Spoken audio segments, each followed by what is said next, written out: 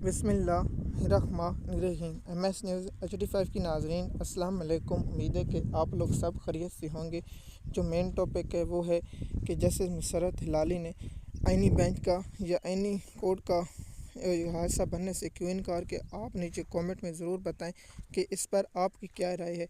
तो जैसे कि आप जानते हैं कि हर फैसला जो हुकूमत के हक़ में होता था तो जैसे नुसरत हिलाली साहब उनके हमायत करती थी। मखसूस नशस्तों का वाला फ़ैसला भी जैसे नुसरत हिलाली ने हमायत की थी और फ़ौजी जो अदालतों वाला फ़ैसला था उसकी हमायत की थी और इस पर था। तो देखिए अब इंट्रा कोर्ट अपील थी जो अब जजों की वो कहाँ जाएगी, क्या वो वफाकी आईनी अदालत में जाएगी जो लगी हुई थी। इसलिए जैसे जो लगा रहा था आप फुल कोर्ट में इसलिए नहीं जाने दे, इसलिए तो 10 को तहकीकों का साहब मिले हुए थे। मखसूस नशस्तों का फ़ैसला भी और दूसरे जो 26 आईनी तरमीमी का फ़ैसला भी था। तो मज़ीद आपको बताएं कि जैसे नुसरत हिलाली ने इसलिए इनकार किया, जो रिपोर्टर हैं मेरे इस बात से समझने की सेहत की ख़राबी।